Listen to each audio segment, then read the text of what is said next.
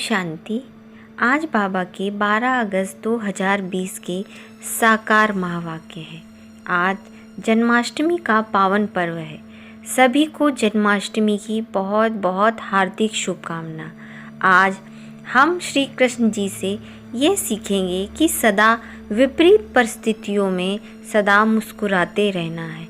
श्री कृष्ण जी के सामने कितनी भी विषम परिस्थितियाँ आईं, परंतु उनको भक्ति मार्ग में सदा मुस्कुराते हुए ही दिखाया गया है। तो हम सबको यह पाठ सीखना है कि कितनी भी विषम परिस्थिति आए पर हमको सदा मुस्कुराते रहना है। आज बाबा के महावाक्यों में बाबा ने बहुत अच्छी बात समझाई जो हमें व्यवहार में बहुत मदद करेगी। हमें कभी भी अभिमान की फीलिंग नहीं आनी चाहिए। हम छोटी छोटी बातों में अभिमान आ जाता है और जिनको अभिमान है उनको अपमान की भावना बहुत होती है।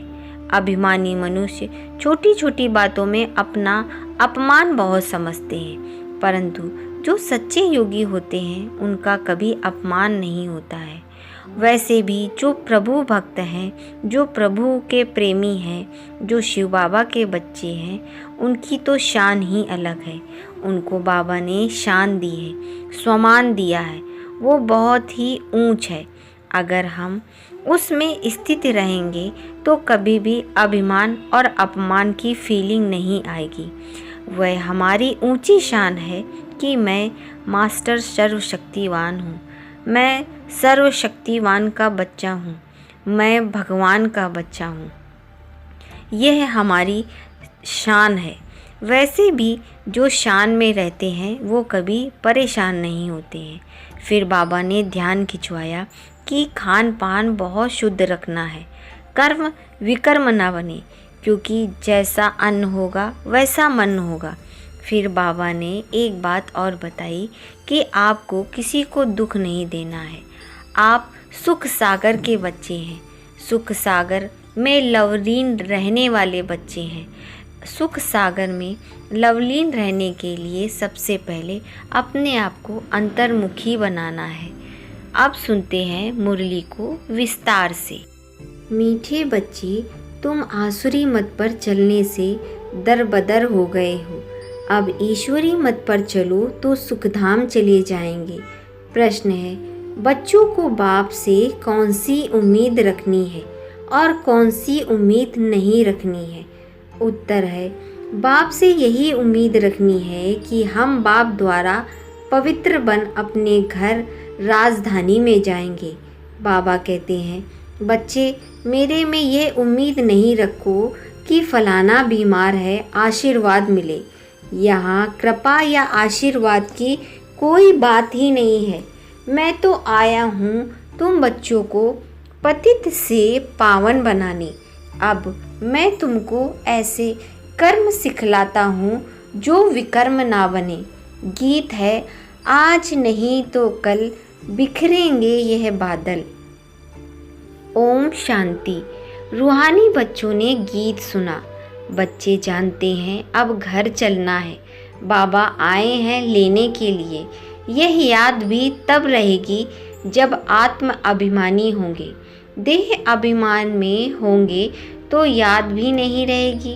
बच्चे जानते हैं बाबा मुसाफिर होकर आया है, तुम भी मुसाफिर होकर आए थे, अब अपने घर को भूल गए हो। फिर बाप ने घर याद दिलाया है और रोज रोज समझाते हैं। जब तक सतु प्रधान नहीं बनते हो तब तक चल नहीं सकते हैं बाबा के साथ। बच्चे समझते हैं बाबा तो ठीक कहते हैं।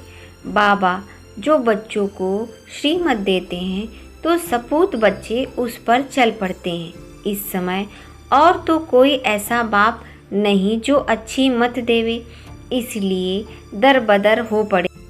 श्रीमत देने वाला एक ही बाप है, उस मत पर भी कोई बच्चे नहीं चलते हैं। इस बात का वंडर है। लौकिक बाप की मत पर चल पड़ते हैं, वह है आसुरी मत। यह भी है तो ड्रामा, परंतु बच्चों को समझाते हैं, तुमने आसुरी मत पर चल इस गति को पाया है। अब ईश्वरी मत पर चलने से तुम सुखधाम चले जाएंगे। यह है ही बेहद की वर्षा।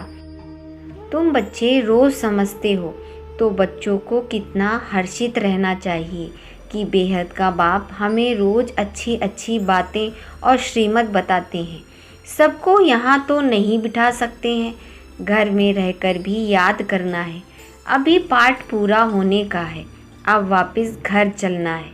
मनुष्य कितना भूले हुए हैं। कहा जाता है ना, यह तो अपना घर घाट ही भूल गए हैं। अब बाप कहते हैं, घर को भी याद करो, अपनी राजधानी भी याद करो। अभी पाठ पूरा होने का है, अब वापस घर जाना है। क्या तुम भूल गए हो कि तुम बच्चों को वापस घर जाना है? तुम बच्चे कह सकते हो, बाबा ड्रामा अनुसार हमारा पाठ ही ऐसा है जो हम घर बार को भूल कर एकदम भटक रहे हैं। भारतवासी ही अपने श्रेष्ठ धर्म कर्म को भूलकर दैवी धर्म भ्रष्ट, दैवी कर्म भ्रष्ट हो पड़े हैं। अभी बाप ने सावधानी दी है।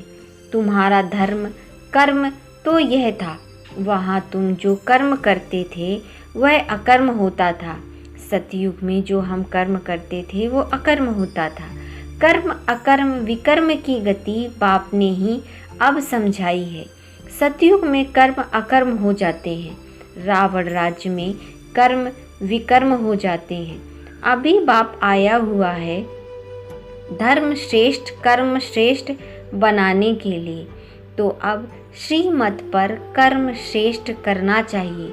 कोई भ्रष्ट कर्म करके किसी को दुख नहीं देना चाहिए। ईश्वरीय बच्चों का यह काम ही नहीं है जो किसी औरों को दुख दे। जो डायरेक्शन मिलते हैं उस पर चलना है, दैवी गुण धारण करने हैं। भोजन भी बहुत शुद्ध लेना है। अगर लाचारी नहीं मिलता तो राय पूछो। बाबा समझाते हैं, नौकरी आदि में कहाँ थोड़ा खाना भी पड़ता है, जबकि योग बल से तुम राजाई स्थापन करते हो, पतित दुनिया को पावन बनाते हो, तो भोजन को शुद्ध बनाना क्या बड़ी बात है? नौकरी तो करनी ही है, ऐसे तो नहीं बाप का बने तो सब कुछ छोड़कर यहाँ आकर बैठ जाना है। कितने ढेर बच्चे हैं, इतने सब तो रह नहीं सकते हैं। रहना सबको गृहस्थ व्यवहार में ही है, यह समझना है। मैं आत्मा हूँ, बाबा आया हुआ है, हमको पवित्र बनाकर अपने घर ले जाते हैं, फिर राजधानी में जाएंगे। यह तो पराया रावण की छीछी घाट है। तुम बिल्कुल ही पतित बन गए हो।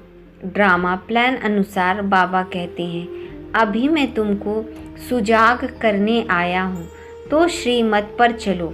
जितना चलेंगे उतना श्रेष्ठ पद पाएंगे। अभी तुम समझते हो, हम बाप को जो बाप स्वर्ग का मालिक बनाते हैं उनको भूल गए हैं। अब बाबा सुधारने आए हैं तो अच्छी रीत सुधरना चाहिए ना, खुशी में आना चाहिए। बेहद का बाप मिला है। बच्चों से बात ऐसे करते हैं जैसे तुम आत्माएं आपस में करती हो। है तो वह भी आत्मा, परम आत्मा, उनका भी पाठ है। तुम आत्माएं पाठधारी हो। ऊंचते ऊंच से लेकर नीचते नीच का पाठ है। भक्ति मार्ग में मनुष्य गाते हैं, ईश्वर ही सब कुछ करते हैं। बाबा कहते हैं, मेरा ऐसा पाठ थोड़े ही है जो मैं बीमार को अच्छा कर दूं। हमारा पाठ है रास्ता बताना कि तुम पवित्र कैसे बनो।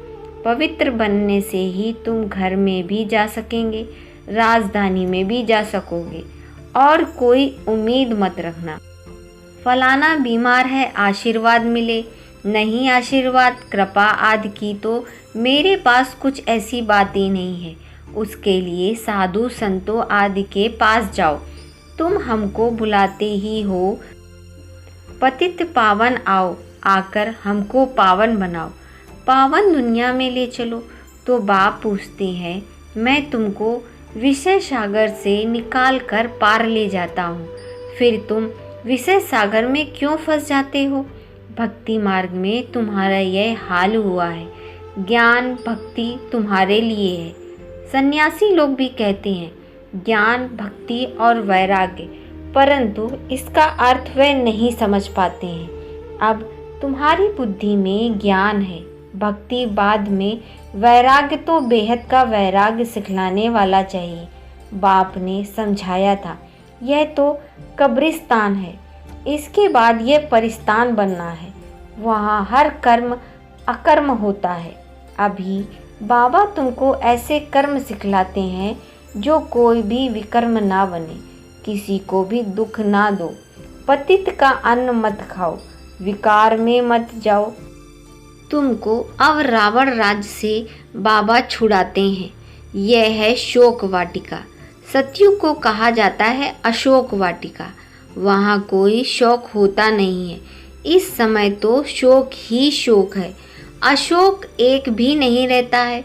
नाम तो रख देते हैं अशोका होटल। बाप कहते हैं सारी दुनिया इस समय बेहद के होटल ही समझो, शोक की होटल है। खान पान मनुष्यों का जानवरों मिसल है। तुमको देखो बाप कहाँ ले जाते हैं, सच्ची सच्ची अशोक वाटिका सतयुग में। तुम बच्चों को बहुत खुशी रहनी चाहिए। जानते हो बाबा हमको पढ़ाते हैं, हमारा भी वही धंधा है, सबको रास्ता बताना, अंधों की लाठी बनना। चित्र भी तुम्हारे पास है, जैसे स्कूलों में चित्रों पर समझाते हैं यह फलाना देश है, तो फिर तुम भी समझा सकते हो कि तुम आत्मा हो, शरीर नहीं। आत्माएं भाई भाई हैं, कितनी सहज बात है। कहते भी हैं हम सब भाई भाई हैं। बाबा कहते हैं तुम अभी आत्माएं भाई भाई हो ना, गॉड फादर कहते हो ना, तो कभी भी आपस में लड़ना झगड़ना नहीं चाहिए। शरीरधारी बनते हैं तो फिर भाई बहन हो जाते हैं। हम शिव बाबा के बच्चे सब भाई भाई हैं, प्रजापिता ब्रह्मा के बच्चे भाई बहन हैं। हमको वर्षा दादे से लेना चाहिए, इसलिए दादे को ही याद करते हैं। इस बच्चे जो ब्रह्मा हैं को भी हमने अपना बनाया है, जो ब्रह्मा बाबा हैं वो भी शिव बाबा ने अपना बच्चा बनाया है ब्रह्मा बाबा को, अथवा इसमें मैं प्रवेश किया हूँ। इन सब बातों को तुम अभी समझते हो। बाबा कहते हैं बच्चे अब नया दैवी प्रवृत्ति मार्ग स्थापन हो रहा है। तुम अभी बीके शिव बाबा की मत पर चलते रहो। ब्रह्मा भी इनकी मत पर चलते हैं, जो ब्रह्मा बाबा हैं वो शिव बाबा की मत पर ही चलते हैं। बाबा कहते हैं अपने को आत्मा समझ बाप को याद करो और सर्व संबंधों को हल्का करते जाओ। 8 घंटा याद रखनी है, बाकी 16 घंटे में आराम व धंधा आदि जो करता है सो करो। मैं बाप का बच्चा हूँ यह नहीं भूलो। ऐसे भी नहीं यहाँ आकर हॉस्टल में रहना है, नहीं, गृहस्थ व्यवहार में बाल बच्चों के साथ रहना है। बाबा पास आते हैं ही रिफ्रेश होना है। मथुरा वृंदावन में जाते हैं मधुबन का दीदार करने, छोटा मॉडल रूप में बना रखा है। अब तो यह बेहद की बात समझने की है। शिव बाबा ब्रह्मा द्वारा नई सृष्टि रच रहे हैं। हम प्रजापिता ब्रह्मा की संतान बीके हैं, विकार की बात हो न सके। सन्यासियों के शिष्य बनते हैं, अगर वह सन्यासी कपड़ा पहन लेवें तो नाम बदली हो जाता है। यहाँ भी तुम बाबा के बन गए तो नाम रखे ना बाबा ने। कितनी भट्टी में रहे थे, इस भट्टी का किसी को पता ही नहीं है। शास्त्रों में तो क्या क्या बातें लिखी हुई हैं, फिर भी ऐसा ही होगा। अब तुम्हारी बुद्धि में सृष्टि का चक्र फिरता है। बाप भी स्वदर्शन चक्रधारी है ना, सृष्टि के आदि मध्य अंत को जानता है। बाबा को तो शरीर भी नहीं है, तुमको तो स्थूल शरीर है, वह है ही परमात्मा। आत्मा ही स्वदर्शन चक्रधारी है ना। अब आत्मा को अलंकार कैसे दिए जाएं, समझ की बात है ये सारी। ये कितनी महीन बातें हैं। बाप कहते हैं मैं हूँ स्वदर्शन चक्रधारी। तुम जानते हो आत्मा में सारी सृष्टि चक्र का ज्ञान आ जाता है। बाबा भी परम धाम में रहने वाला है, हम भी वहाँ के रहने वाले हैं। बाप आकर अपना परिचय देते हैं। बच्चे, मैं भी स्वदर्शन चक्रधारी हूँ। मैं पतित पावन आया हूँ तुम्हारे पास। मुझे बुलाया ही है, आकर पतित से पावन बनाओ। उनको शरीर तो है नहीं, वह अजन्मा है। जीव बाबा को शरीर नहीं है और ना ही उनका जन्म होता है। भल जन्म लेते भी हैं परंतु दिव्य है। शिव जयंती अथवा शिवरात्रि मनाते हैं। बाबा कहते हैं, मैं आता ही हूँ तब जब रात पूरी होती है तो दिन बनाने आता हूँ। दिन में 21 जन्म, फिर रात में 63 जन्म। आत्मा ही भिन्न भिन्न जन्म लेती है। अब दिन से रात में आई है, फिर दिन में जाना है। स्वदर्शन चक्रधारी भी तुमको बनाया है। इस समय मेरा पाठ है, तुमको भी स्वदर्शन चक्रधारी बनाना। तुम फिर औरों को बनाओ। 84 जन्म कैसे लिए? वह 84 जन्मों का चक्र तो समझाया हुआ है। आगे तुमको यह ज्ञान बिल्कुल नहीं था, अज्ञानी थे। बाबा मूल बात समझाते हैं कि बाबा है स्वदर्शन चक्रधारी। उनको ज्ञान का सागर कहा जाता है। वह है सत्य चैतन्य। तुम बच्चों को वर्षा दे रहे हैं। बाबा बच्चों को समझाते हैं, आपस में लड़ो झगड़ो मत, लून पानी मत बनो, सदैव हर्षित रहना है और सबको बाप का परिचय देना है। बाप को ही सब भूले हुए हैं। अब बाबा कहते हैं, माम एकम याद करो। निराकार भगवान वाच निराकारी आत्माओं प्रति। असुल तुम निराकार हो, फिर साकारी बनते हो। साकार बगैर तो आत्मा कुछ कर ही नहीं सकती है। आत्मा शरीर से निकल जाती तो चुरपुर कुछ भी नहीं होता है। आत्मा फौरन जाकर दूसरे शरीर में अपना पार्ट बजाती है। इन बातों को अच्छी रीति समझो, अंदर घोटते रहो कि हम आत्मा बाबा से वर्षा ले रहे हैं। वर्षा मिलता है सतयुग का। जरूर बाप ने ही भारत को वर्षा दिया होगा। कब वर्षा दिया है, फिर क्या हुआ, अब यह मनुष्यों को कुछ भी पता नहीं है। अभी बाप सब बताते हैं। तुम बच्चों को ही स्वदर्शन चक्रधारी बनाते हैं। फिर तुमको 84 जन्म भोगने हैं। अब फिर मैं आया हूँ, कितना सहज समझाते हैं। बाप को याद करो तो मीठे बनो। एम ऑब्जेक्ट सामने खड़ी है। बाप वकीलों का वकील है, सब झगड़ों से छुड़ा देते हैं। तुम बच्चों को आंतरिक खुशी बहुत होनी चाहिए। हम अपने शिव बाबा के बच्चे बने हैं। बाबा ने हमें एडॉप्ट किया है वर्षा देने के लिए। यहाँ तुम आते ही हो वर्षा लेने के लिए। बाप कहते हैं, बाल बच्चे आदि देखते हुए बुद्धि बाप और राजधानी की तरफ रहे। पढ़ाई कितनी सहज है। बाप तो तुमको विश्व का मालिक बनाते हैं, उनको तुम भूल जाते हो। पहले पहले अपने को आत्मा समझो। यह ज्ञान बाप संगम पर ही देते हैं, क्योंकि संगम पर ही तुमको पतित से पावन बनना होता है। अच्छा, मीठे मीठे रूहानी ब्रह्मा मुखवंशावली ब्राह्मण कुलभूषण, यह देवताओं से भी ऊंच कुल है। तुम भारत की बहुत ऊंच सेवा करते हो। अभी फिर तुम पूज्य बन जाएंगे। अब पुजारी को पूज्य कौड़ी से हीरे जैसा बना रहे हैं। ऐसे रूहानी बच्चों प्रति माता पिता बाप दादा का याद प्यार, गुड मॉर्निंग। रूहानी बाप की रूहानी बच्चों को नमस्ते। हम रूहानी बच्चों की रूहानी बाप दादा को याद प्यार, गुड मॉर्निंग, नमस्ते नमस्ते नमस्ते। धारणा के लिए मुख्य सार है, नंबर 1, श्रीमत पर अब हर कर्म श्रेष्ठ करना है। किसी को भी दुख नहीं देना है। दैवी गुण धारण करने हैं।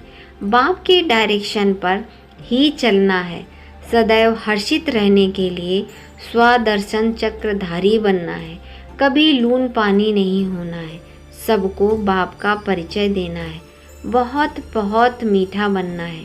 वरदान है, सदा सुखों के सागर में लवलीन रहने वाले अंतर्मुखी भव। कहा जाता है, अंतर्मुखी सदा सुखी। जो बच्चे सदा अंतर्मुखी भाव का वरदान प्राप्त कर लेते हैं, वह बाप समान सदा सुख के सागर में लवलीन रहते हैं। सुखदाता के बच्चे स्वयं भी सुखदाता बन जाते हैं। सर्व आत्माओं को सुख का ही खजाना बांटते हैं। तो अब अंतर्मुखी बन ऐसे संपन्न मूर्ति बन जाओ जो आपके पास कोई भी किसी भी भावना से आए अपनी भावना संपन्न करके जाए। जैसे बाप के खजाने में आप प्राप्त कोई वस्तु नहीं, वैसे आप भी बाप समान भरपूर बनो।